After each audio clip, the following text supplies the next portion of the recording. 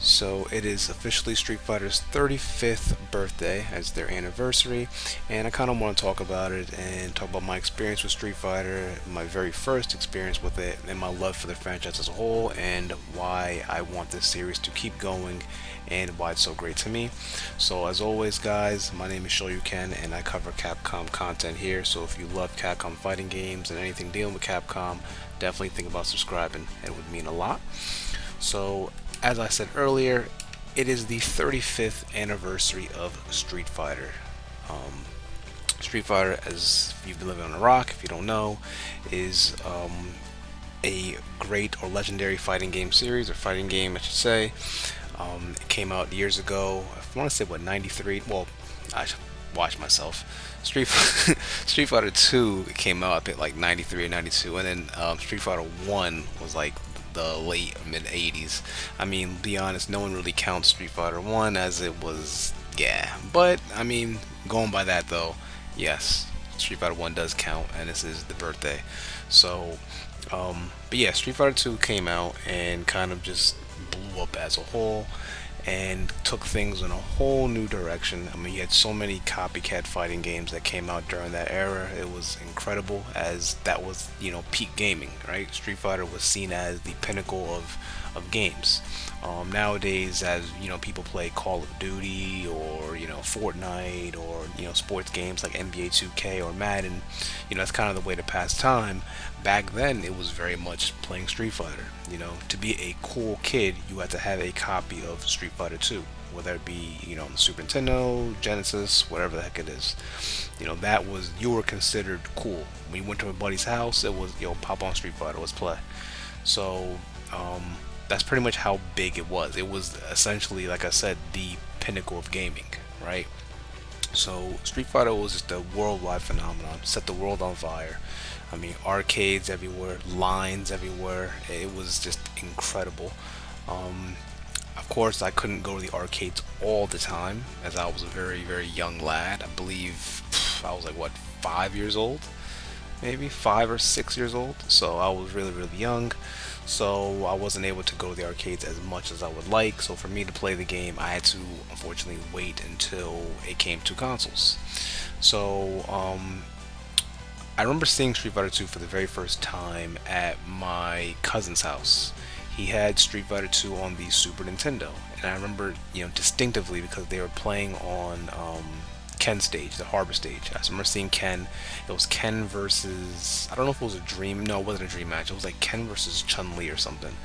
And I remember seeing the Hurricane kick and all that, and just immediately being, wowed and impressed and amazed. It just immediately captured my attention.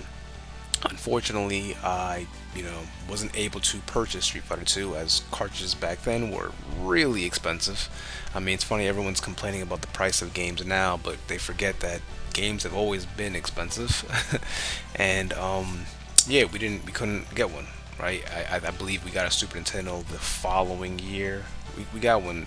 We got our systems relatively late because, again, we didn't really have much money, so we had to always save and make sure. But our parents definitely always tried to make us happy and eventually get us what we wanted. So yeah, even when we got a Super Nintendo, we didn't get Street Fighter 2 on Super Nintendo. In fact, we didn't get any Street Fighter on the Super Nintendo until Super Street Fighter 2. That was our very first Street Fighter game that was owned on the Super Nintendo.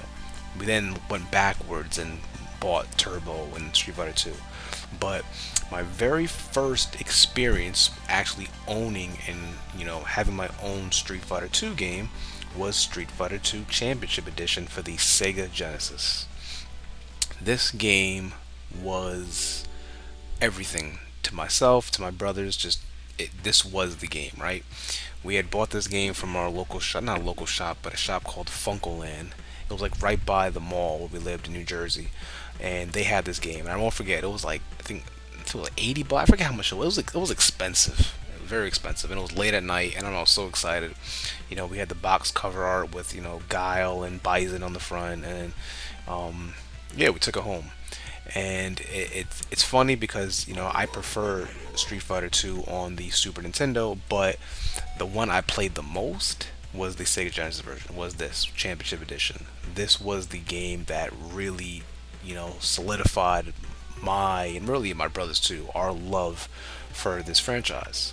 We're playing the heck out of it, right? I mean, playing so much that we had blisters because you have to remember the Sega Genesis controllers. They weren't exactly the best controllers for fighting games, right? Like they were this big beefy controller. It was like a boomerang, and on top of it, the D-pad was very dry and rough, and there were only three buttons. So you can imagine, playing a fighting game like Street Fighter, which requires, six buttons. You have, light punch, medium punch, hard punch, light kick, medium kick, hard kick. So really, you're utilizing six buttons.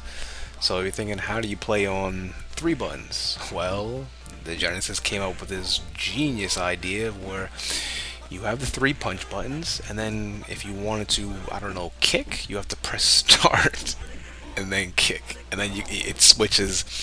After you press start, it switches the punch buttons to kick buttons. And the funny thing is, you know what?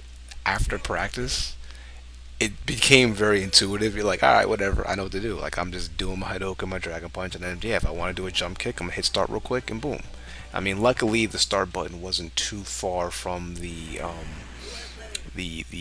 buttons, right? The face buttons. So it was pretty easy to kind of quickly move them. But yeah, that's what we had, and played the hell out of it. And like I said too, the D-pad was really rough. I mean, I remember having blisters on our thumbs because we'd play the game all day long, right?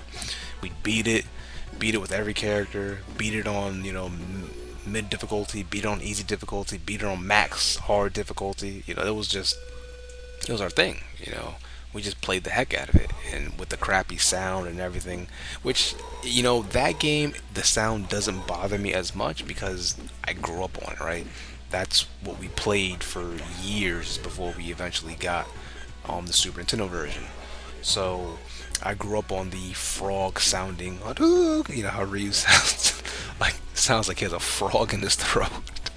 Even the colors being off, like everything for me. That when I think Street Fighter 2 and the memories I have of playing it, I think of Championship Edition. Which again, like I said, it's very weird because I'm while I appreciate Championship Edition, if I had to compare it, me personally, compare it to, the Super Nintendo versions, the equivalents of which is Hyper Fighting, no, to me it's not even close. I'll take Hyper Fighting all day long. Um, I know in regards to Super, then it becomes a little mixed. My opinions and thoughts kind of differ, but definitely when it comes to Street Fighter 2, no, I thought the Super Nintendo was head and shoulders above the Genesis. I mean, it sounded better, looked better, moved better. I didn't see anywhere. I mean, I guess you could argue the Genesis one was faster because I think they had like multiple speed settings, while Super Nintendo was like what 3 to 5 or something like that. I don't remember, but that's really all you can say for me. Like aside from that, the Super Nintendo one just slaughtered it in every shape or form. But it didn't matter because again, I was happy we had Street Fighter. Missing it out on the Super Nintendo for a while. I was just so happy to actually just have a Street Fighter game, and it looked like it, right? Like, and that's the thing. Not to kind of get off topic here, but that's what I miss about back then, like, because we had the arcades, and then you had the home consoles, right? And the home consoles were clearly inferior, when compared to the arcades, right? Whenever you got a home console port of a title, 9 times out of 10 it was inferior to the arcade version. They have to add in goodies or anything else to kind of beef it up and make it look better or play better or just give you modes, right? But it was inferior. The thing is, back then you just didn't care.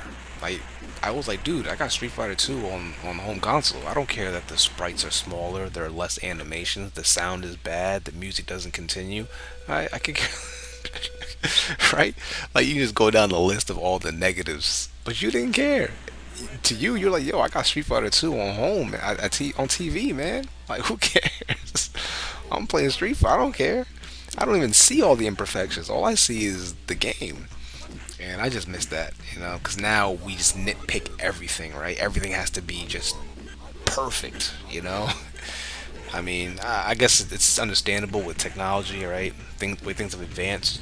it's kind of expected, but still, I miss when we were just more accepting and like, hey man, whatever. I know the game is like 50% there. That's all that matters. Yeah, yeah. The versus games on PlayStation, they move super slow, but hey, it's okay. But anyways, back to Street Fighter. Yeah, Street Fighter was just very special for me. I remember seeing the characters. I loved every single one of them. Seeing Blanca, this hairy monster green man. The debate we'd always have, like, yo, who is that? Is that a human? Is that a what is that? Or even Vega. That was the other debate. I remember going up to Queens in New York and playing with our uncle. Uncle, he had Championship Edition as well, and we used to always debate whether Vega was a girl or a dude. Right? That was always a debate because you couldn't tell. Because you're hearing this man, screech loud, like a very high pitched feminine voice. So it was like, the heck? Who is? I'm confused now because obviously you see the body; they're not wearing a shirt, so you're like, what am I seeing? But and then of course seeing characters like Chun Li, um, back then games you didn't really have female characters, especially in fighting games. It was all a male cast. So having an actual female fighter, that was big. And obviously for other reasons, upskirts, things like that. You're a little boy, you're just fascinated. Whoa. But yeah, man, it was cool. Doken, Dragon Punch, Hurricane Kick, Sonic Boom. I mean, it was just so huge, man. I remember going to school, at elementary school, that was all your friends would talk about. It was just Street Fighter, Street Fighter, Street Fighter. Oh my God, you saw my brother did this. Oh my goodness, I killed him with the all you can. It was just, at recess, everyone would just pretend and play. Like, Street Fighter was a huge. I just wish, like, I know this generation they see Street Fighter nowadays, and it's kind of like it's this very niche, small thing that no one really cares about, or only a small group of people care about. But like for us, man, for my generation, people, in the 80s and 90s, if you're in your 30s or even late 20s, like Street Fighter was huge, man. It was just, like I said, it was a phenomenon. It was the Fortnite of our time, right? It really was.